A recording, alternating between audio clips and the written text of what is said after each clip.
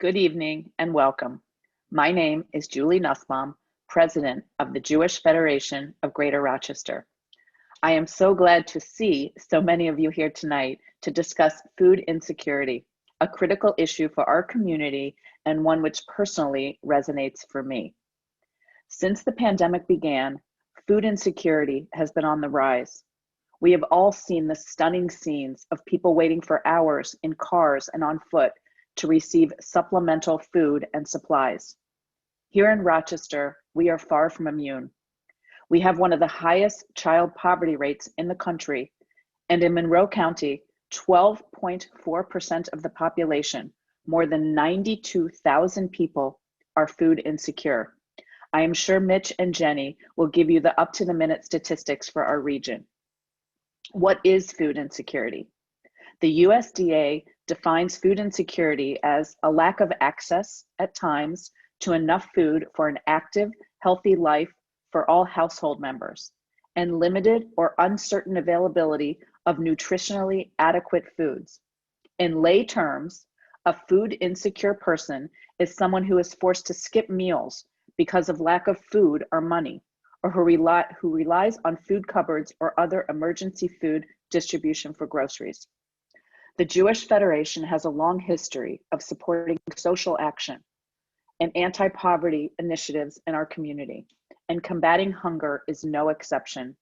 In particular, this past year, we raised and distributed critical dollars through the community's Emergency COVID Relief Fund and provided significant funds to JFS and other agencies through a Jewish Federations of North America Human Services Matching Grant.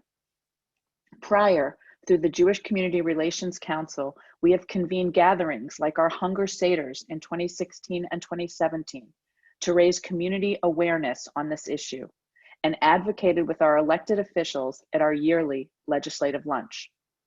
In 2019, our Women's Philanthropy Division launched a holiday food basket project in partnership with the Jewish Family Service and Brighton Food Cupboard to raise funds to fill food baskets for clients of the Brighton Food Cupboard, specifically for major holidays.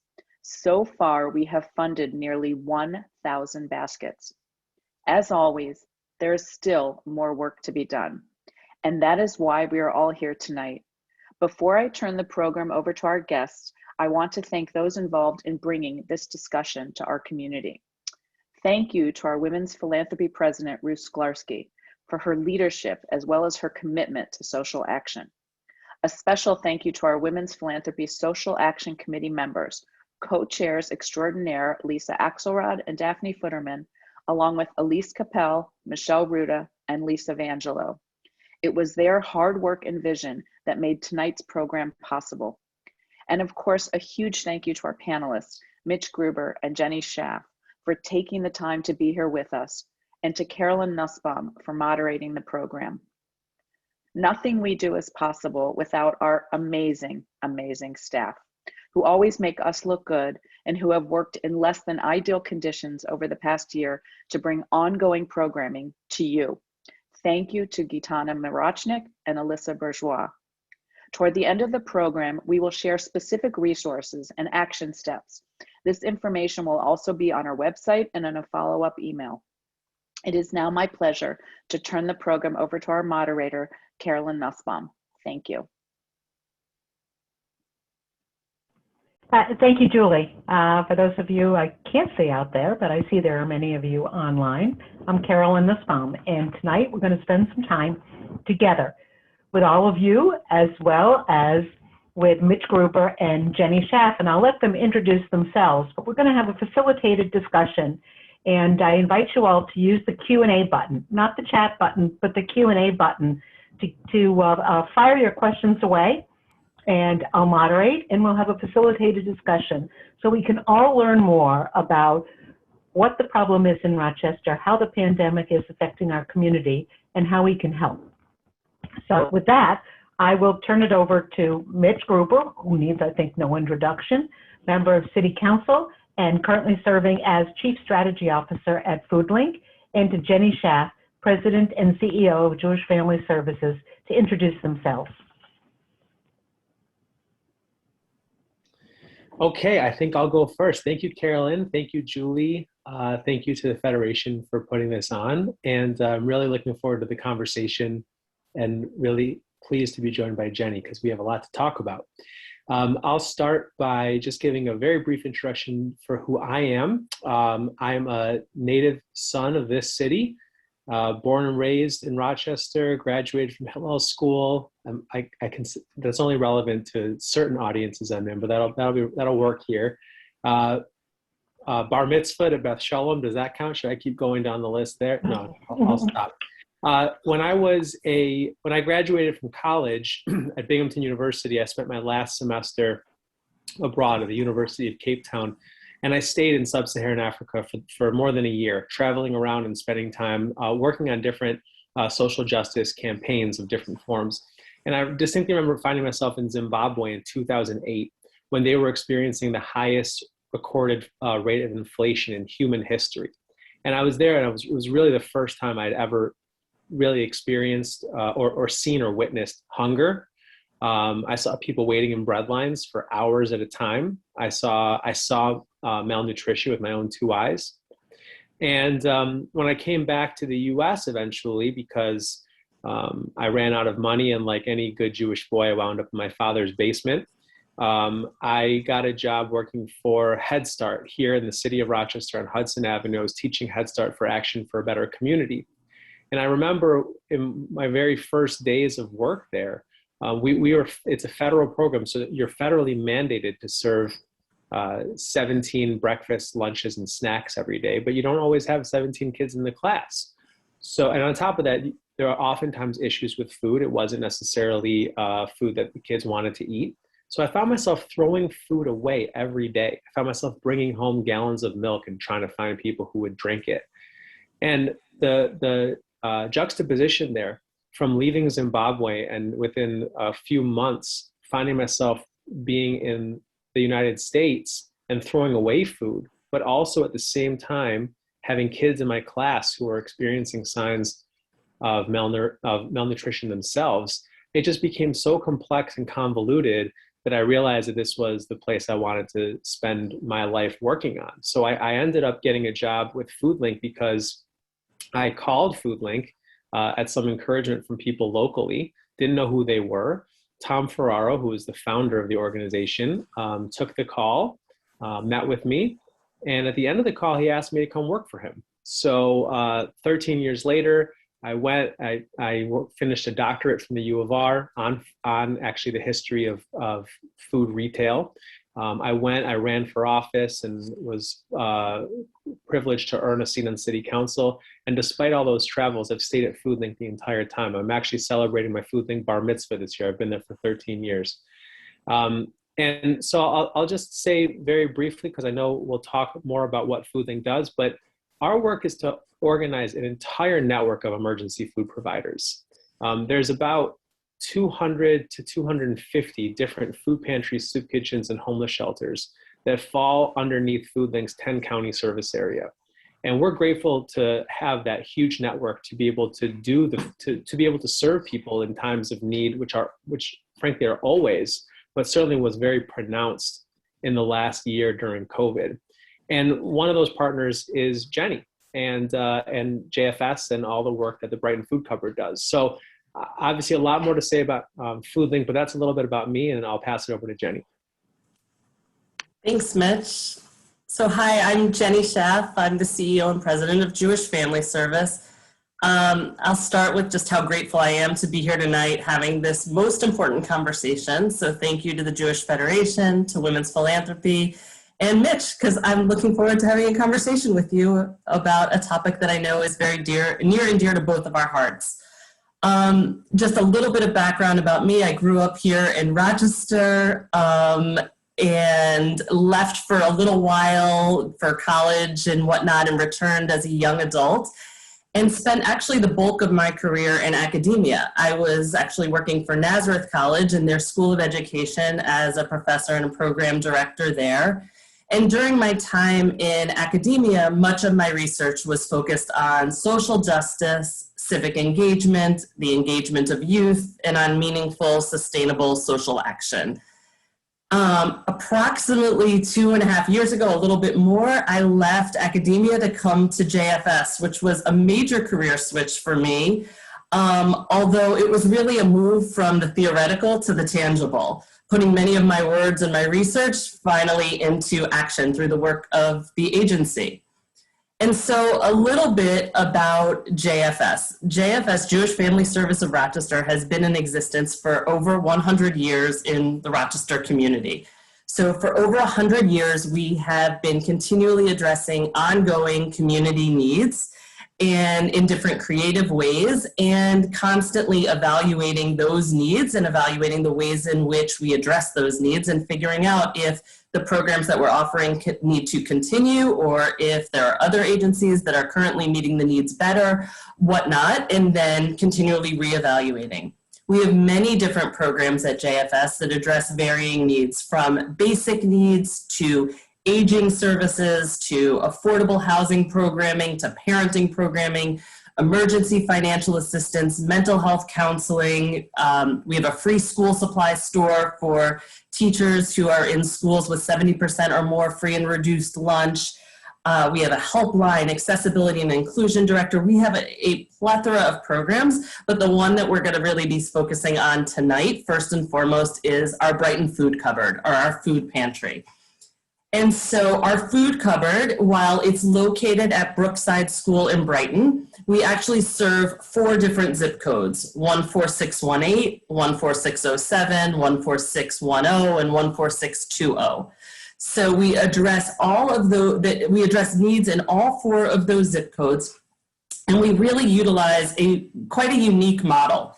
And I'm going to talk to you a bit about the model, recognizing, and I know Carolyn said we'll get into it a little bit later, COVID has obviously switched a bit of this around, but I think it's really important to understand this unique model, really where dignity of our clientele is at the forefront of everything that we do.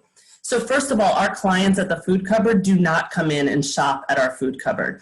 Our clients are actually shopping over the phone with volunteers at our food cupboard who talk to them on the phone and walk through. The volunteers are shopping through the food cupboard, giving selection, options, choice to our clientele. So they are making the choice, but they don't have to go and risk who they might run into when they come into the food cupboard. Rather, this is all done over the phone. The other thing that's huge about the model that we're using at the Brighton Food Cupboard is that the number one issue in terms of access to any food pantry is transportation. And we do not have our clients needing any transportation for access to their food. Rather, we deliver, or our incredible, incredible volunteers deliver the food from the food pantry to our clients. So we eliminate transportation as a barrier to access to the food at the food pantry. And that's really important. And then the third thing that really does set us apart is that our food cupboard is run by a social worker who interacts with each and every client who comes to or shops at the food pantry, recognizing that I know we will talk more about this tonight, that there is not one person who comes to the food pantry who only needs food as a service. Food alone is never just an issue alone. There are a multitude of issues that accompany a need or that accompany food insecurity in general. So that is the gist, and I know, as Mitch said, we're going to be talking a little greater depth as we go on, but that's just a little bit about me, JFS, and the Brighton Food Cupboard. Thank you, Jennie, and thank you, Mitch. Let me kick it off, Mitch, and ask you to talk about food insecurity in Rochester. In the 13 years at Foodlink, what do you see as the historic trends? And let's move up to the pandemic, and we'll put the pandemic to the side for a moment because we'll get to that as its own topic, of course. What has happened in Rochester up until last year in food insecurity?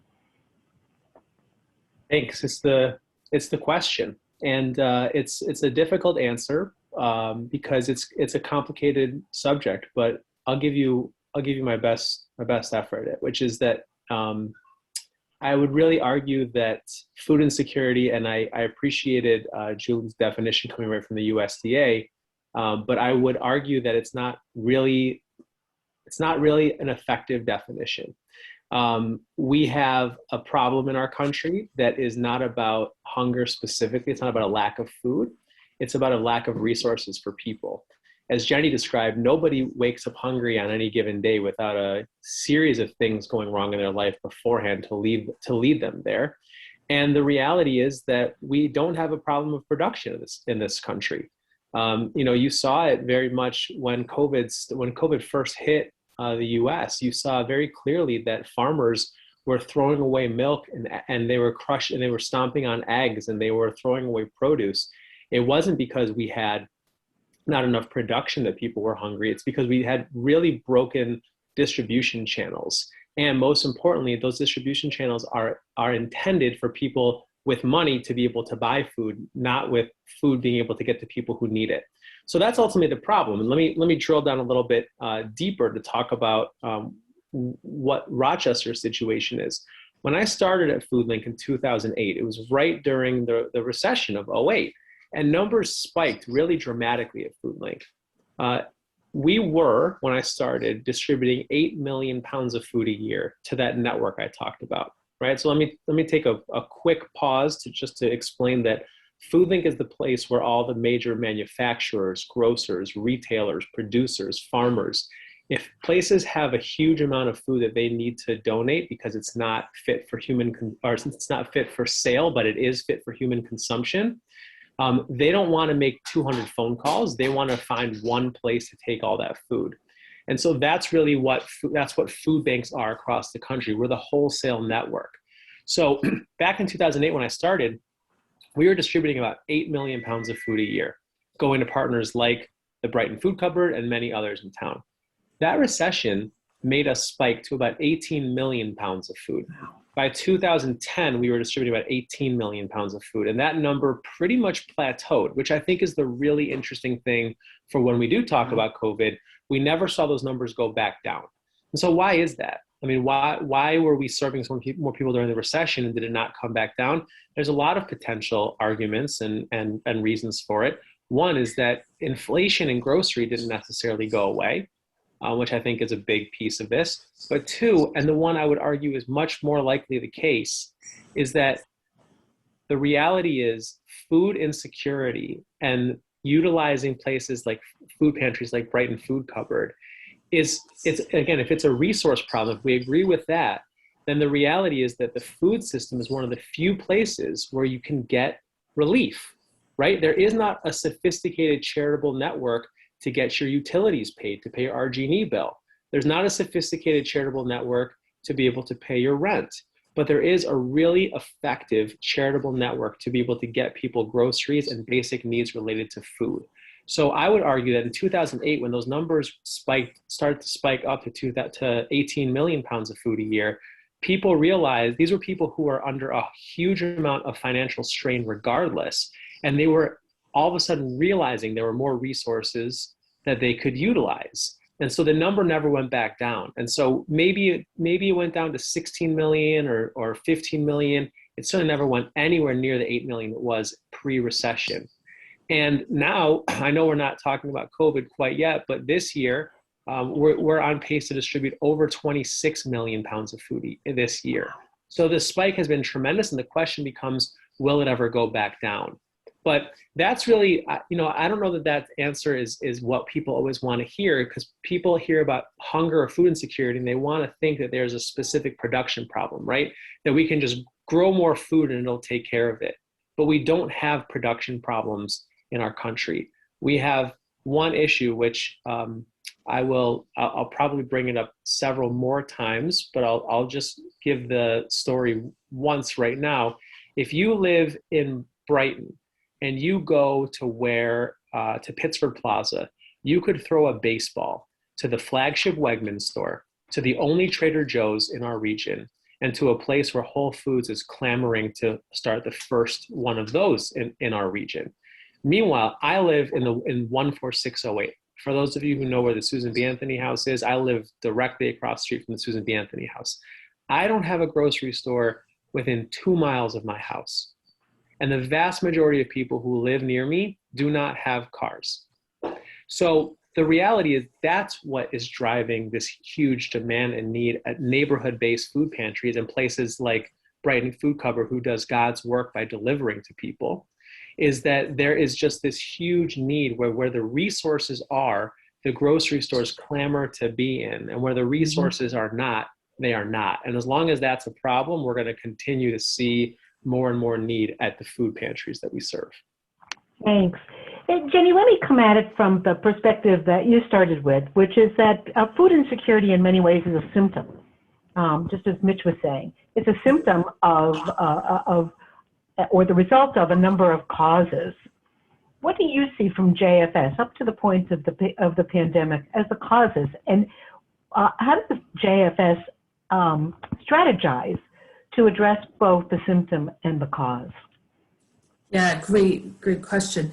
So it's going to be sort of a convoluted mix in terms of my answer, but first and foremost, by having a social worker who's interacting with each and every client, we're able to understand a different level of these contributing factors that concurrently exist, if you will, with food insecurity. And ideally, connect them to other resources in the greater community as well as within JFS.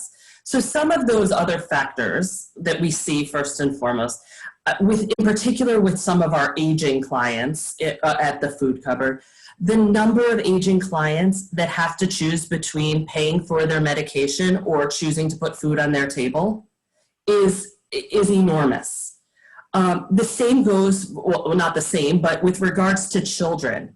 And children who can't work, who are not of working age, but who need, obviously nourishment and are part of a family system, oftentimes where maybe the parents either are unemployed or on disability or whatever the case may be.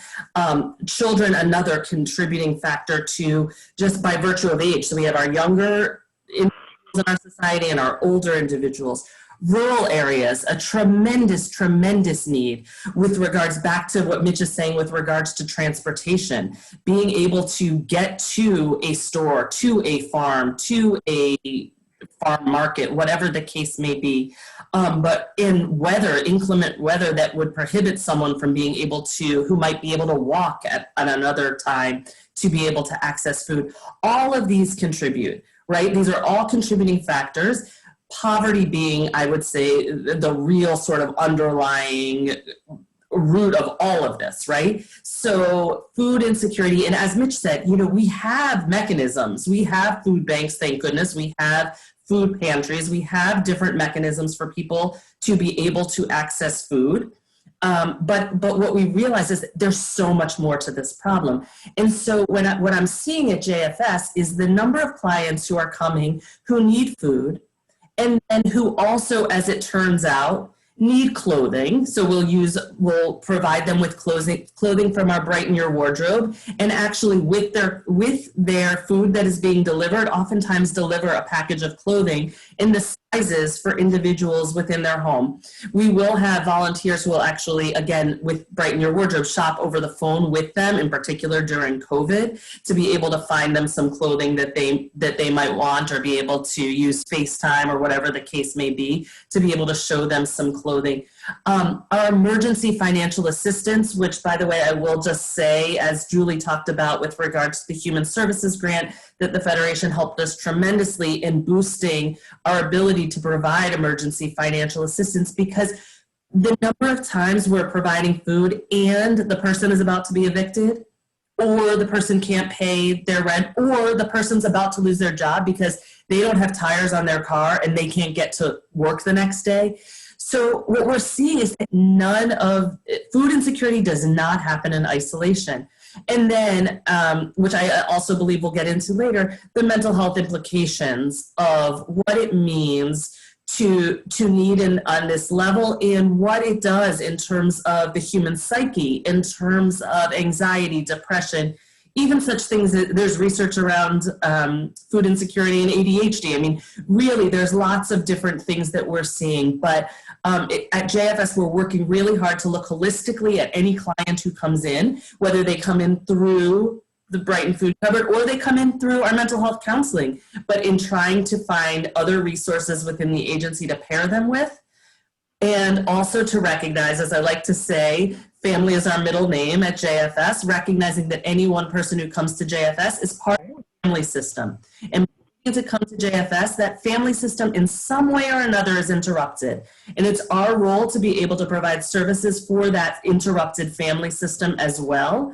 And by keeping that lens to try to really look holistically at the fact that we're never just dealing with food insecurity, or very rarely. Thank you. Mitch, I'm going to turn it back to you. You talked about Foodlink as being the wholesaler. And we just heard from Jennie. Jennie's kind of that, JFS is kind of that final link between the food in the cupboard and the consumer, the family. Can you tell us a little bit more, in a little more depth about the distribution system and how the agencies collaborate? I know the Foodlink story, but I know a lot of our audience probably does not tonight. Sure, I'd be happy to. So Foodlink is, we are over on Mount Read Boulevard, near Driving Park and the kind of border between the city of Rochester and Greece. And we have about 130,000 square feet, including about 100,000 square feet of warehouse and about 30,000 square foot commercial kitchen, which I hope we get to talk about a little bit of that too, and what we do with our commercial kitchen and how we particularly focus on school-aged kids and providing fresh, nutritious meals. But the reality is that, again, these donors, major food donors do not want to have 200 phone calls to make. And the reality is, if you've been to the Brighton food cupboard before, you know that space is at a premium over there. So the whole point is that if a place like Mott's, which is out in Williamson in Wayne County, which is one of the biggest apple producing counties in the country, which is why we have Mott's there, or if Barilla, which has their only manufacturing plant down in Avon in North America, if those places have a surplus of food, it could be they put too much cinnamon in the applesauce. It could be they dropped a pallet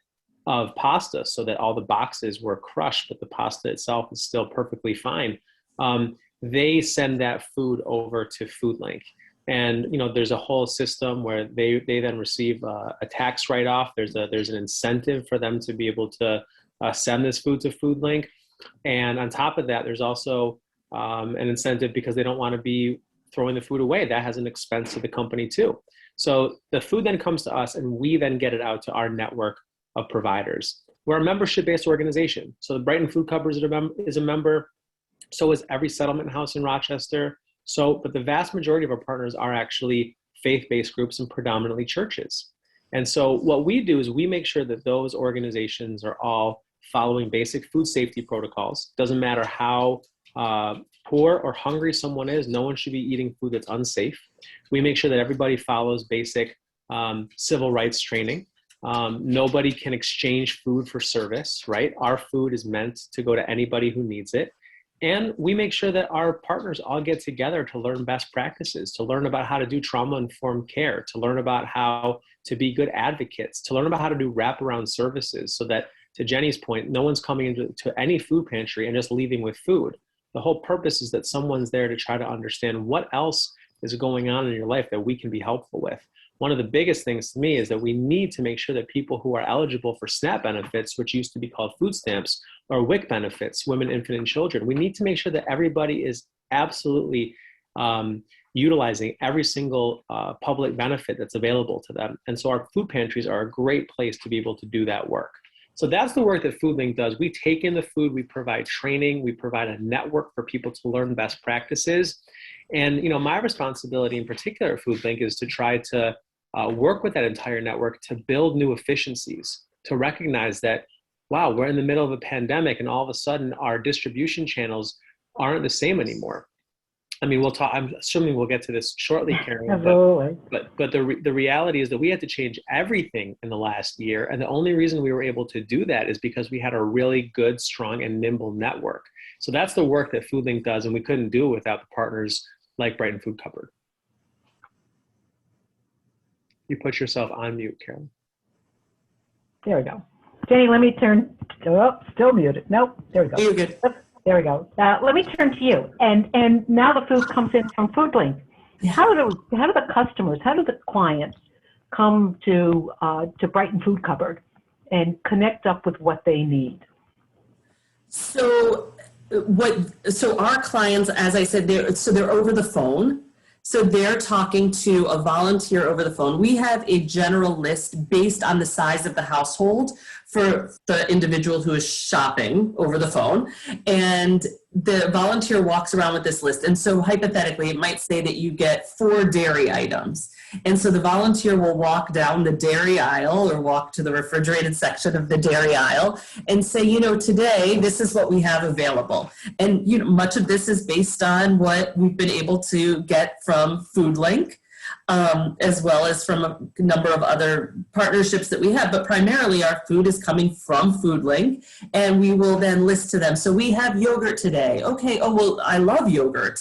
Most of our volunteers tend to know our clients, so they know you'll be so excited to know we have black cherry yogurt today, or whatever the case may be. But they will tell them the different options of what's in that dairy case, and then say, you have 3 options, or you have 5 options, or whatever the case may be based on how large of their household. And then likewise, just walk up and down the aisles, sharing what is available. And, usually the greatest variation is either in the dairy, the produce, in particular based on the time of year and we have some of the farms around. And, the shelf-stable type stuff tends to be similar. But I was just, the other day, I was just talking to someone who tends to, love a particular ethnic type of food. And we had a whole variety that someone had literally cleaned out a pantry, and we were able to just meet that individual's needs. So, depending on what we have available, but the volunteers really share what's on the shelves, and the client, selects, and then we put together the bags and follow all of our protocols and weigh them and label them, and then pass them off to the volunteers for distribution, other volunteers for the delivery. How do the clients come to Brighton Food Cupboard? Can they just call up and say, I need food, or do they have to be referred by a service? Yes, so many are referred, but they can actually just call up and say that they are in need of food. I would say that the vast majority are referred from elsewhere, but, I'll tell you, just the other day, Carolyn, someone who just literally grew up going to Brighton High School and called and just said, I never thought I'd be in this situation, and, has some medical issues, unemployment situation, whatnot, and just called to say, I know about this, and, I need help. And likely that type of client is someone that, might not be needing to come, month after month. We have some that are very long-term clients for years on end, and we have some like this that likely will probably just be 1 or 2 times. But we see such a range, and we see a range of how they get referred to us. And I think it's also important to note that some of our clients who are really, really struggling actually seek support from multiple food pantries. They do have SNAP benefits, and they do go to food pantries, but some months they need to go to more than one in order to be able to put the appropriate amount of food on the table for them and their families. What does the demographic look like of your clients? Is it all across, or do they tend to be weighted heavily among the elderly or among those with young children or individuals? A wide range. Not anymore. We have plenty of families with young kids, and we have plenty of very elderly. I will say that 80% of our clients are not Jewish. 20% are at the Brighton Food Cupboard. Just for this audience, I'd imagine that's. But in terms of age range, we really do see. What I would say, it's heavily weighted towards those with young kids or those who are elderly. Fewer sort of in the middle there, but not to say that we don't have plenty that still fall in that middle demographic. So let me turn it back to Mitch, and actually you introduced my next topic I wanted to talk about, which is you both have strong Jewish identities. And grew up, and you talked about your background and your investment in the various Jewish institutions of our community. how, if at all, does that identity and the lens of Judaism influence the way that you look at your mission and the services that you provide? Mitch, and I'll throw it back to you first. I love that question. I'd like to say that it's biblical. I can't totally say that's true. But I will say, that it doesn't. It's not lost on me that biblically the idea of food banks really start with, Joseph and or is it Jacob? Don't judge me. But Egypt, 7 years of famine, 7 years of plenty, store extra food. It's a biblical story that leads to the introduction of food banks. And there's no doubt that that ultimately that's where this idea comes from. But for me, it's not really biblical. It's much more about my family and the values that my family instilled in me at a young age. And I think that is probably true of most Jewish folks, and frankly, folks from most different backgrounds, which is that food really is a great unifier. I don't do this work because I think that, because I'm a nutritionist, because I think about the particular value of a calorie. I do this work because nothing brings me greater joy than food and feeding people. And what I hope that everybody gets an opportunity to experience someday is that even when we're talking about things, and that's part of why I hate the term food insecurity, to be honest, is because it sounds so scientific and rigid. But the reality is that, food brings people together. It builds us up as communities. And we need to make sure that people have an opportunity to put food on the table for their families, that people have not just the food, by the way, but also the ability to prepare that food. People have not just the skills, but also the equipment and the kitchen space and the dining room to be able to sit with their family or their friends and to be able to break bread together. That's incredibly important. And that was instilled upon me as a value, as a Jewish value, but I would go even one step further. We also need to see food as medicine. These are the issues that we're talking about are public health issues. We spend more than half of our public health dollars in this country on diet-related illness. If you look right now at the rates of hypertension, heart disease, obesity, diabetes, the list goes on and on of things that are ultimately diet-related illnesses. We have a huge, gigantic problem. And I want to come back to that and talk about advocacy and policy at some point. But to me, when I got sick growing up, first thing I had was Bubby's chicken soup. I mean, food is medicine, and that's a Jewish value. I'd also say it's a value of almost every culture, but it's certainly one that is near and dear to me, and it led me to the work that I do and made me incredibly passionate about it as well. Jennie, let me turn that question to you about how Judaism, in your own personal Judaism, perhaps affects the lens with which you view this problem. Yeah, thanks. It's so funny. I can speak to this so personally and professionally from the agency, but personally, as growing up as a Jewish child in a Jewish home with a mother whose life was committed to social justice and to civic engagement and to truthfully, and I remember sitting around a Shabbat table with my Bubby and Papa there and my mom there and talking about the story of Tikkun Olam and about our responsibility as Jews to help and repair our world. And I think back to that story often because I was surrounded by the emanating sense of my grandmother's Bubby's chicken soup or Bubby's mint brownies and my mom's brilliance around our responsibility as Jews in our society. And I'm reminded of it on a daily basis.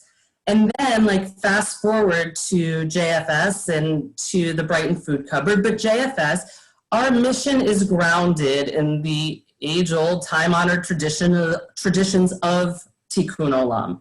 And, I know there are so many variations of this world that was once whole but fragile and fell apart, and it's our work to put it back together using all these pieces. And the truth is, what I like to say at JFS is that we don't give to someone because they are Jewish. We give to someone because we are Jewish. It is in our DNA. It is because it is our responsibility to help repair this world for each and every one of us.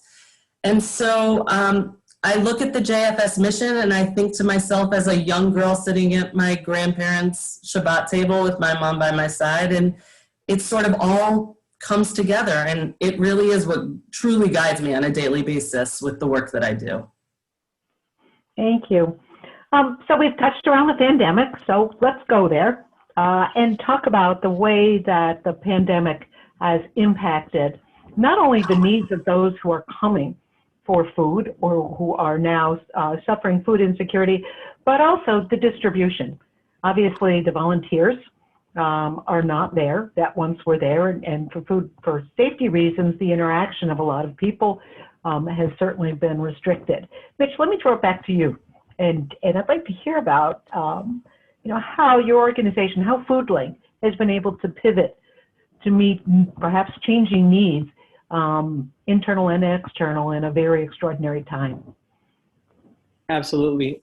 Early April of last year, back-to-back days in the New York Times front page was thus. I wish I had the savvy to share my screen and show people, but I don't.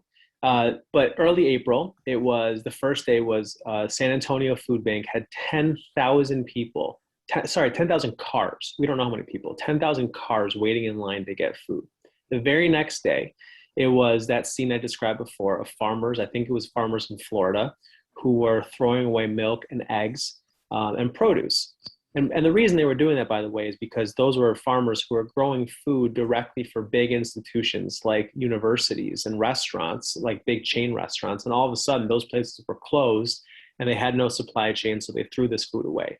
But I mean, nothing describes how broken our system is in this country better than those two things being back-to-back headlines. And so what I can say about what happened at Foodlink, and what I'm probably most proud of in the last year, is that we did not have 10,000 cars waiting in line at any of our distributions. That doesn't mean we didn't have an incredible need. We just worked pretty quickly and leaned both on our partners and new partners to develop a pretty sophisticated network of drive-through distributions. So that goes back to the point about with COVID, we obviously, a lot of our food pantries closed, right? We didn't want people going into small quarters to get food, and not everyone has the capacity of the Brighton food cupboard. I will tell you, they are an absolute treasure in our community to be able to do the delivery that they do to people's homes. So many food pantries just said, we can't do this. We don't have the capacity right now. So Foodlink developed a network of drive-through COVID-safe distributions that actually we are finally ending as of tomorrow. We've been doing them for 13 months straight. And we've been doing at least 13 of them per week. So Foodlink covers a 10-county service area. We did at least one per county that is rural, and we did at least 3 or 4 per county in Monroe. And that's been nonstop for 13 months. And we do those in places that have big parking lots that people can just go through, get loaded up with food by volunteers, and keep going. It was also a great opportunity to get people PPE. It was a great opportunity to get people to sign up for the census, fill out their census, apply for rental assistance. I mean, this is where people were going. We were serving at least 300 people at every one of these distributions. So think of the public market, for example. That was a place that we went to every Wednesday, like clockwork. People were there, and we asked everyone to register in advance so that we didn't have that list of 10,000 cars waiting. They could go to 211. They could just call those 3 numbers, 211, and they register for a distribution. There's no income guidelines. There's no, let's make you prove that you need the food. It's if you self-identify as needing the food, we're going to get you on a list to get the food. They could go to the Foodlink website and sign up, or of course they could call Foodlink as well. So, that was a huge, huge lift for us as an organization. It also, by the way, was very much complemented by the fact that the federal government started a little bit later than they should have, but they started in May, a program called the the farm to families boxes, where they were actually buying up those surplus commodities from those farmers who were throwing away food. They were boxing them and they were sending them to food banks across the country. And New York State developed a program called Nourish New York, which was basically the same thing, but specifically in New York State farms. And all that food came to Foodlink, and we then got it out either to our partners like the Brighton Food Cupboard, or we did these drive-through distributions. And what I'll tell you, and then I'll close my comments on COVID here unless there's more questions, is that I think what was incredibly critical for us is that we had all 10 counties, the county governments, the municipalities, the school districts, they all called us very early in March and said, we need your help. We were preparing as an organization as early as February to make sure that we were prepared to do this work. We set up secondary warehouses so that we couldn't get a COVID outbreak in one warehouse and contaminate all of our food. We took so many measures to make sure that we could always have food available to the community. And the result is that we did. Why are we stopping those distributions after tomorrow? Because we also need to, at some point, go back to working with our network of providers like Brighton Food Cupboard, because the reality is that people get better service there. If you're doing a drive-through distribution, you're just getting food and going. There's no wraparound services. Plus, there's a ton of people who obviously couldn't make a drive-through distribution because they didn't have a vehicle. So for those, we also did some direct home deliveries with places like Medical Motors and other places. But still, you lose the ability to get wraparound services. So we're investing our time and effort and resources back into our network to make sure that people have a place to go, have a warm person to talk to, and figure out what else is going on in their life besides food to make sure that they're going to be able to get what they need. And Jennie, let me give you the same question. Here we are 13, 15 months into the pandemic. What changed in the delivery of your food? Obviously, you didn't have the volunteers, but how did JFS and the Food Cupboard pivot? Yeah, so the first thing that I'd love to touch on in connection to what Mitch just said is that having spent countless hours on phone calls and Zooms with other JFSs that run food pantries around the country, we at JFS are so fortunate with regards to what Foodlink has provided and other food pantries in Western New York, quite frankly. The food, it's not that we haven't been inundated, because we have, but the truth is that many of us believe wholeheartedly that the reason we've been able to function so successfully is because of these food distributions that Foodlink has done in order to be able to offset some of the tremendous need. The statistic is astounding. The latest one that I heard is that from 1 year ago till today, the increase in food insecurity in Monroe County has increased by 483% in 1 year. So it's a pretty staggering statistic.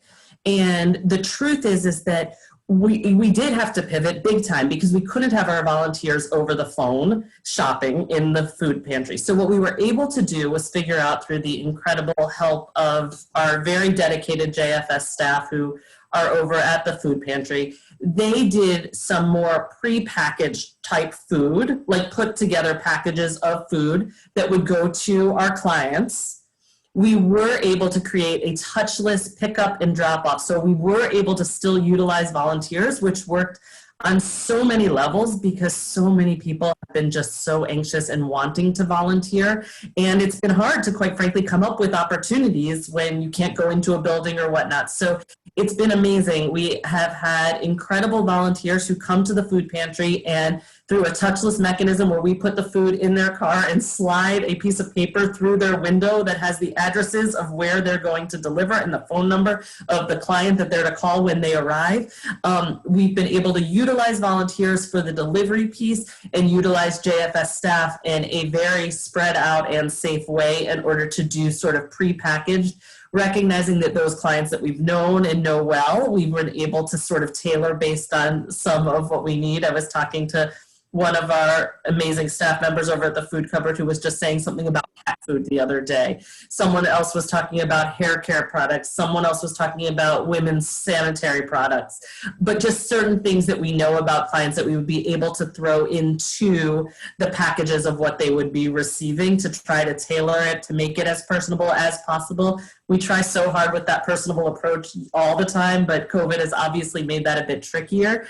But we have still used the volunteers, and we're very slowly trying to come up with ways in which we can get volunteers back into the food pantry. And one of our new exciting things is a hydroponic garden that we've just started.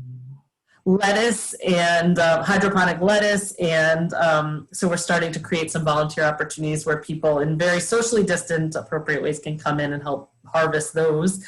But it's been a challenge across the agency, quite frankly, in terms of our volunteers and creating meaningful volunteer opportunities, while still very much remaining focused on, you know, the ultimate need of what we need, which is to get the food to the clients. Mitch, there's a bunch of questions that I just want to, people are looking for, I think, a little more information about Foodlink's partners, and some questions about whether Foodlink accepts grant applications from not-for-profits, such as childcare. What is the process? Can individuals in ordinary times, non-COVID times, receive food directly from Foodlink, and other questions about whether Foodlink provides food for hospice and palliative care centers. So I'll throw those back to you for some specifics, and then I want to follow up and talk about the schools. Sure. And I want to make sure we get a chance to talk about advocacy if we get an opportunity to. So just to go down those questions pretty quickly. So Foodlink is a membership-based organization. I'm going to answer two questions at once there. So we do not serve individuals at Foodlink. We have been during COVID, but that's not what we do. We serve institutions. So Foodlink is the wholesaler. Places like Brighton Food Cupboard are the retailer. We serve any members who want to become members are welcome to. They have to be nonprofit organizations. Childcare centers are absolutely welcome to be partners of ours, and we have many of them that we do serve. I'll also just quickly mention, because I touched on it before, we have a 30,000 square foot commercial kitchen, and that kitchen produces about 5,000 meals a day for typically after school feeding programs in the city of Rochester. But because there's not really after school programs going on right now, we're actually just serving a lot of the grab and go meals for kids, mostly in the Rochester City School District, to go to a rec center, to go to a school, and to be able to pick up a meal and go home, whether it's kids who are remote learning or otherwise. So we work with a lot of daycare and childcare programs to help provide their food as well. The other question was about palliative care. That's not a space where we've gotten into. We actually we're just about to finally have our first ever hospital-based food pantry over at Strong, which I'm really excited about. And I think there's a huge amount of potential to work more with the medical community. But we haven't worked with any palliative care. And that's not because we can't or won't. It's because we haven't had an opportunity to. And certainly one takeaway from this is that if anybody wants to reach out, learn a little bit more about Foodlink, I'd love for people to contact me directly. And in an ideal world, we'll be able to host a follow-up event as a tour at Foodlink for everyone to see it with their own two eyes. Hopefully in the next, not too distant future. You referred to membership.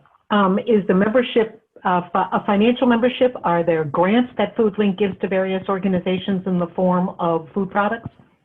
Yeah, actually. So our biggest source of funding every year comes directly from New York State Department of Health. We get a chunk of money every year to give out as grants to our members. So our members pay a nominal membership fee of a couple $100. We offer a scholarship for anybody who can't pay it. Certainly it's not the money of the membership that we need, but it is in fact having the commitment. We've had a lot of partners over the years who have started to work with us and then kind of left, and it's a network that needs to work together. So our members actually asked for there to be a membership fee several years back. But when you're a member, you apply for one of these grants where we pass through dollars from the state, and we give out, somewhere around $300,000 a year in food costs or in dollars to buy food, and about the same amount for equipment so that people can actually buy refrigerators, freezers, shelving units, whatever it is they need. And this past year with COVID, there's been so many generous donors over the last year who have tried to support our whole network that we actually subgranted out close to $1 million to our entire network. And that was earmarked from donors who asked us to make sure that dollars are going to support the larger community. And that's what we do. That's our job. Thanks. back to you in a minute on the advocacy, but I want to just ask Jennie, because the question has come up. Is Brighton Food Cupboard the only food pantry that serves those who might have a special need for kosher food? Yes, in the area, we're the only one that does provide kosher food, and we have the kosher food option at the Brighton Food Cupboard. We did provide free lunches, this kosher hot lunches this summer in partnership with Hillel School for families with children at home who were typically reliant on free and reduced breakfast and lunch.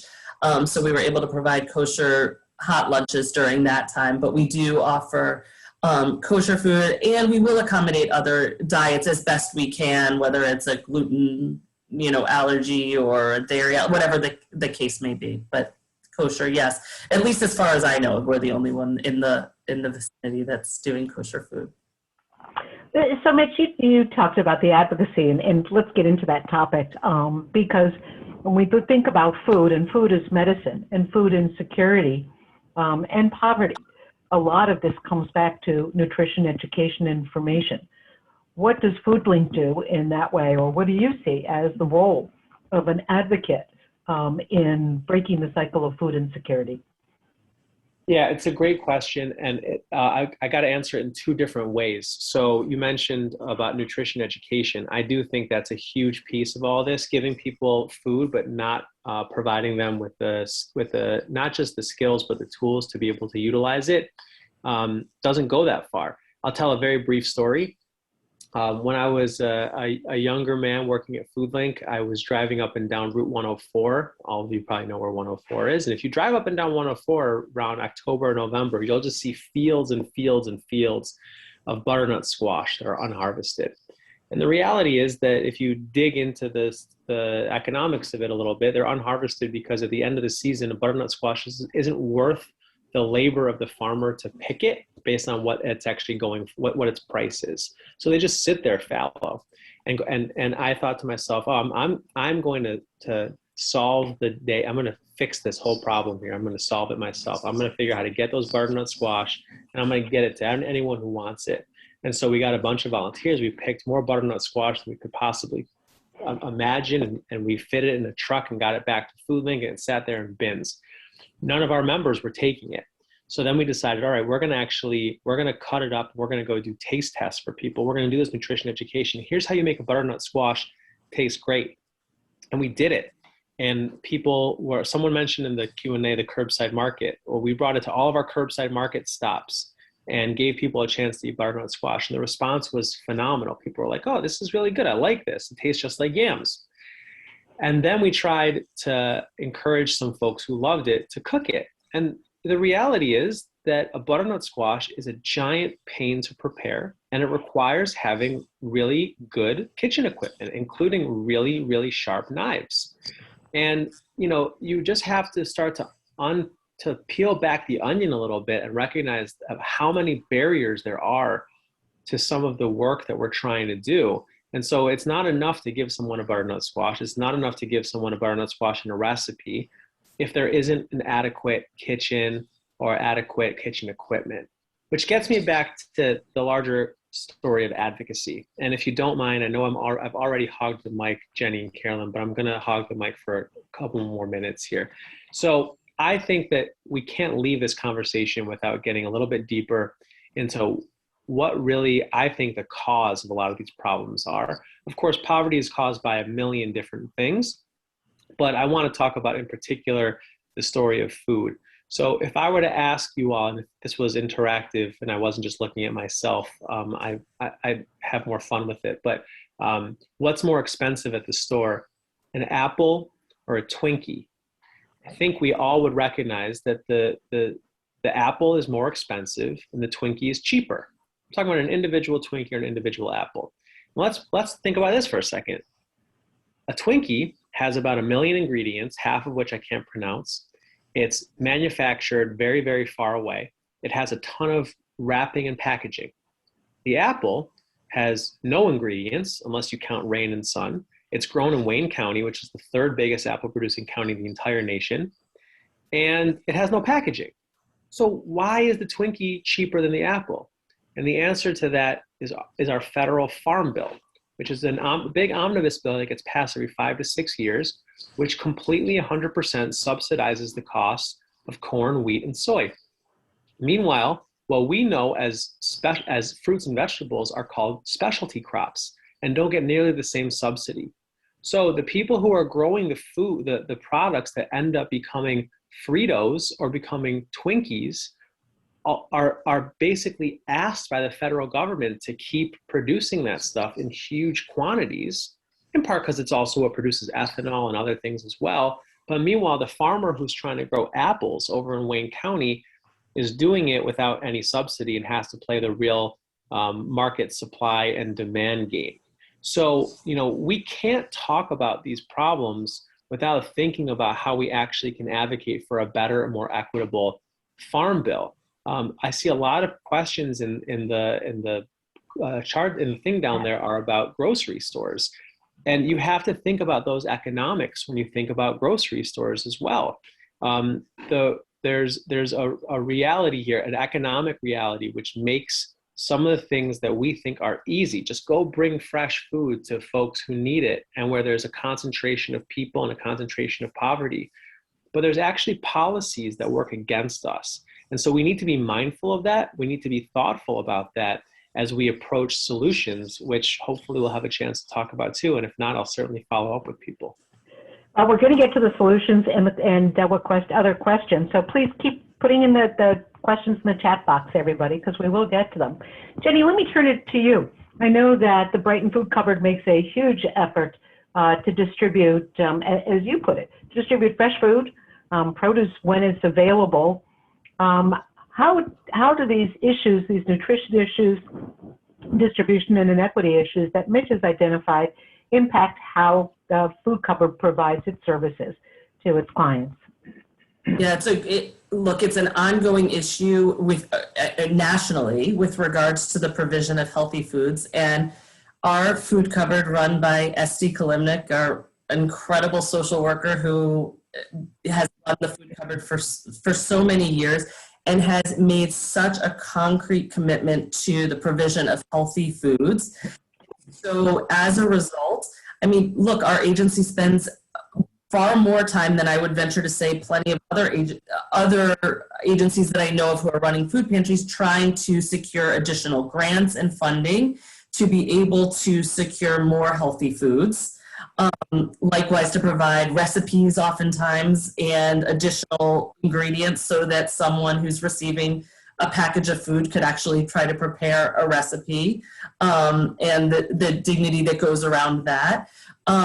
And working really hard to create some partnerships with different local farms and areas where we can, and also doing outreach to funders. We're about to start a large initiative where we're really going to try to get people to buy into some version of a farm share that would help to bring more produce and healthy foods to our clients for the exact reason that Mitch is saying. I mean, obesity is a huge issue. I mean, think of the irony around all of that. The issues and incidences of obesity in individual recipients of food pantries. I mean, that summarizes this issue better than anything else. But because of how inexpensive the non-healthy food is and how costly the healthy food is. So we're just, I mean, what I can say from the Brighton Food Cupboard and JFS perspective is that we are constantly seeking outside grants to help try to fund our ability to provide more healthy food for our clients. I want to ask you both about the role of the schools. Obviously, Brighton schools are open and the city schools are not. And so more of your clients, Jennie, may now have access to the schools and to free meals and distribution through the schools. But Mitch, what is the role of the schools in all of this? I've volunteered at Foodlink and put the weekend backpacks together. I've seen the free lunches that are being made. Here we are in the pandemic with no school. What's the impact? Yeah, well, the impact is huge. I mean, it's been a major issue. There are so many kids in our community who breakfast and lunch in school is incredibly important. And so that's why actually the second thing that we did, I talked about the drive-through distribution, but the second thing that we did immediately to mobilize as an organization was we began to produce. We went in that first Sunday, if you recall, schools closed on Friday, and we had all staff come in on that Sunday to make meals for all the rec centers and schools that were doing grab and go sites. And we've been doing those consistently also for 13 months.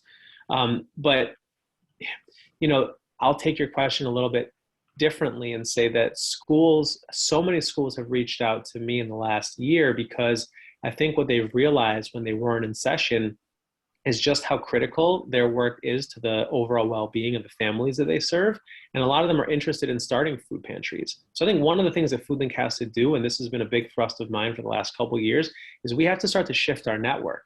And that's not to disparage or to discredit all the amazing small faith-based groups that have stepped up over the years. But places like schools and hospitals, which I mentioned, those are big institutions that have to play a role in feeding people.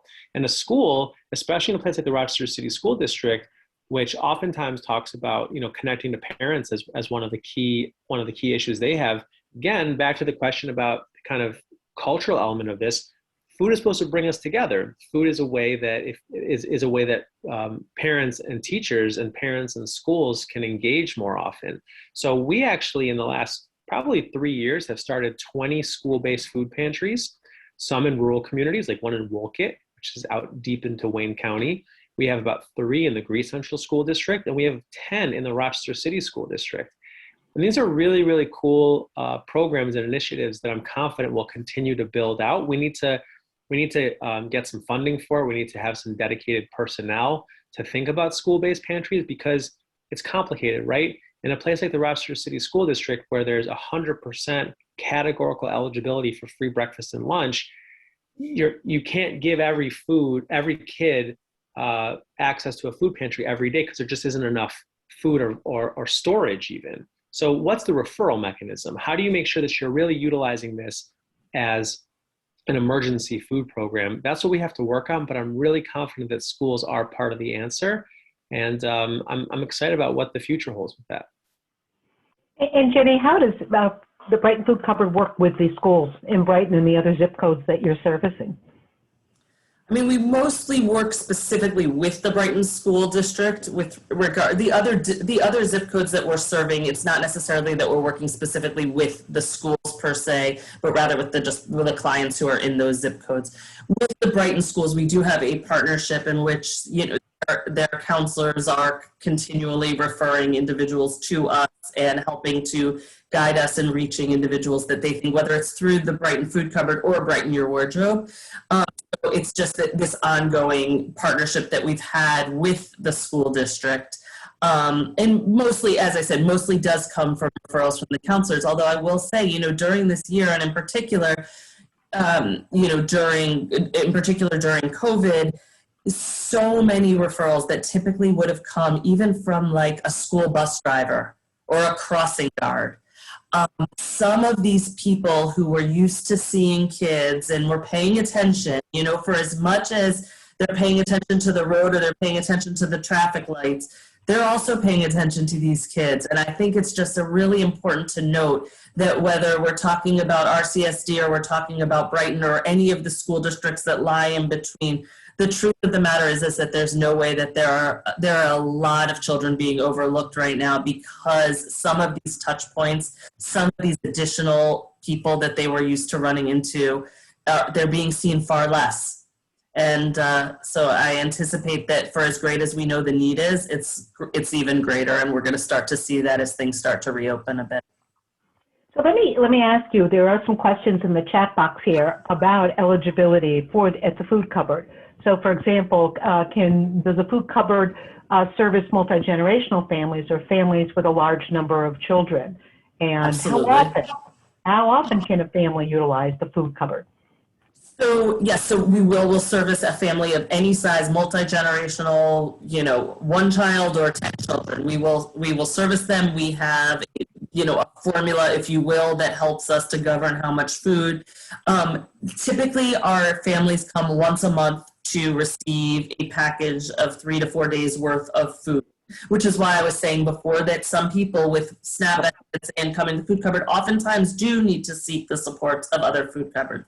I will also say that that's our general guideline, that people come once a month, but that if someone were to return and need to come more than once a month, and in particular during COVID, and that has happened, that of course we will serve them. We will not turn someone away. We will either serve them or we will find them another resource in order to put food on their table.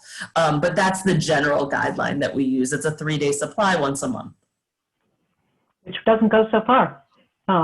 If that's right, what you're I know, right, for families. Right, right. So I'm going to now, I think we've covered most of the questions that are out there. But what I want to do now is ask each of you to talk to the participants who are here tonight.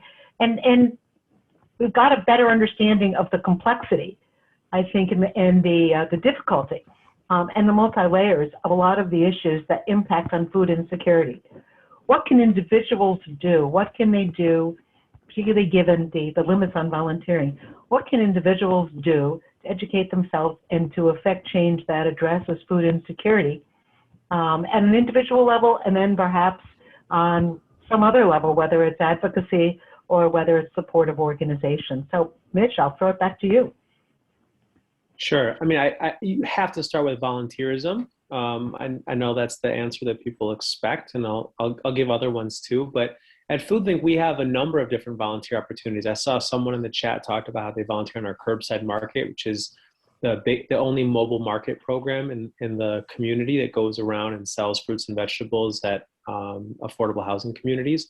We have volunteers. Someone else talked about our cooking programs. We have volunteers who help us run nutrition education programs where we teach people about how to cook, shop, and eat healthy on a budget. We have volunteers who help us sort food, which is something I think probably so many of you on the call have done before, and pack our backpacks.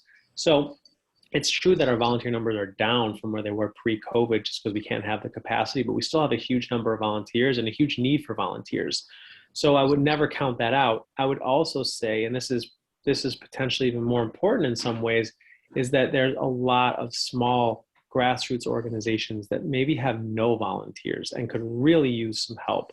Again, I can't stress this enough. The fact that the Brighton Food Cupboard delivers to their clients and offers people client choice by shopping with them is, first of all, it's a true reflection of the way a food pantry ought to operate. It's also a reflection of a food pantry that has a great network of volunteers, and not everyone has that.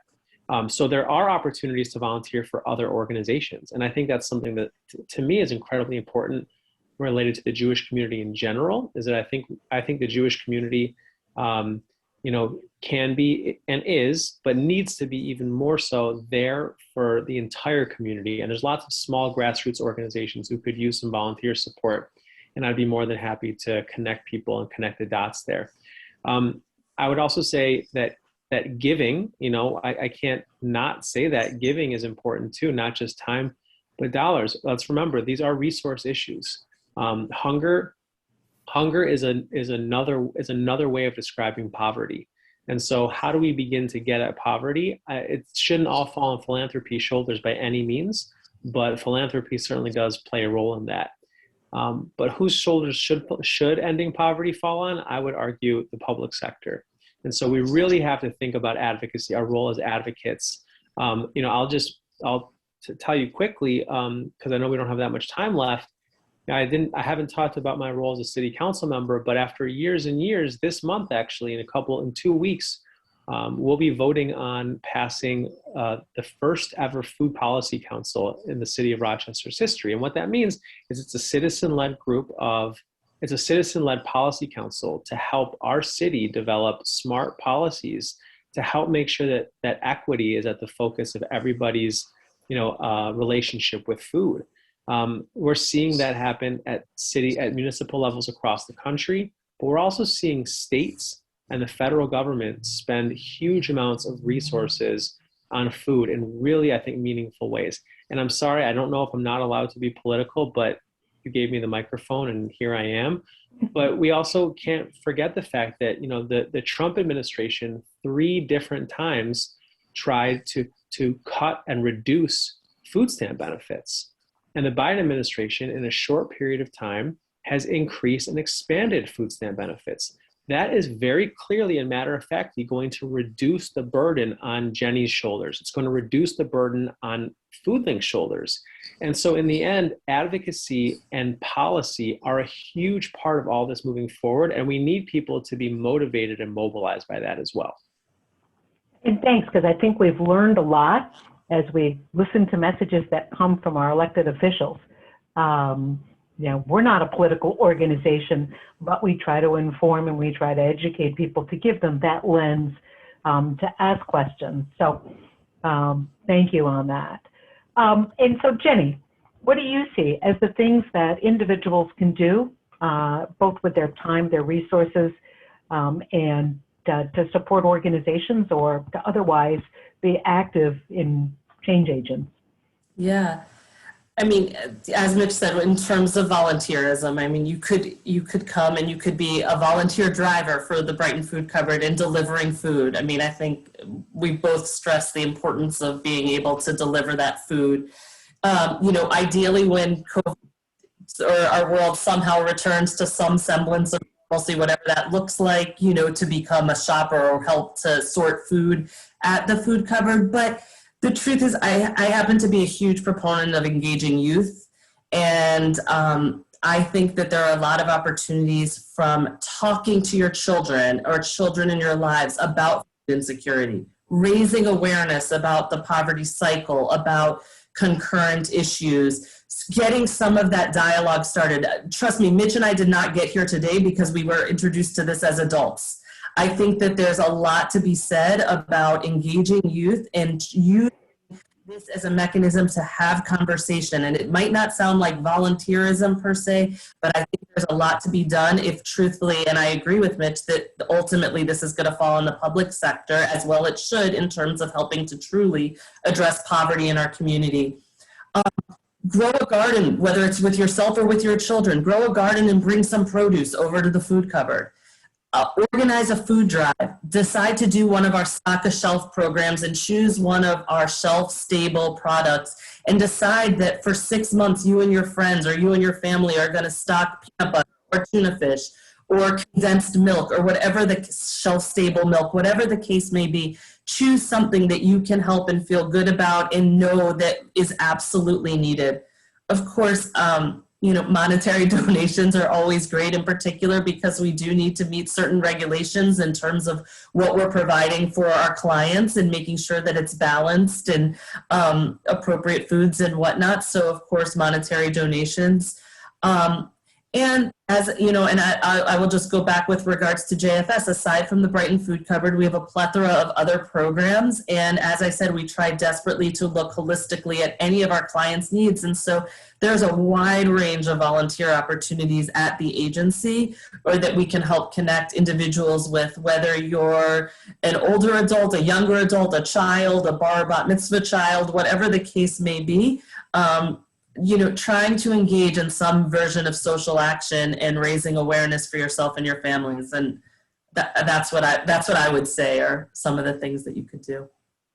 I want to thank you for your time tonight. This has been a wonderful conversation. The time has kind of flown by. I just looked at the time and it was like, wait a minute, where did this hour plus go? And I think it really has been very educational, very informational. I want to thank Alyssa and Gitana for putting this together, and Julie, and to Daphne and Lisa. And there are resources available. There's a link in the chat box and also on the Federation page under jewishrochester.org. There's a social action tab that has a list of resources as well. Mitch put his email in there and mentioned that he has a list of organizations as well he's willing to share that are looking for volunteers. And so there's certainly, we've come up with a lot of different opportunities this evening where people can make a difference individually with their families. And Jennie's put her email in there as well. And so to our panelists and to those who helped organize this, and I'm told that they'll also be emailing all the resource list to all of the attendees tomorrow. But to Jennie, to Mitch, to those of you who have spent the time on a long day today, I want to say thank you very much We appreciate your time. We appreciate your attention and great questions.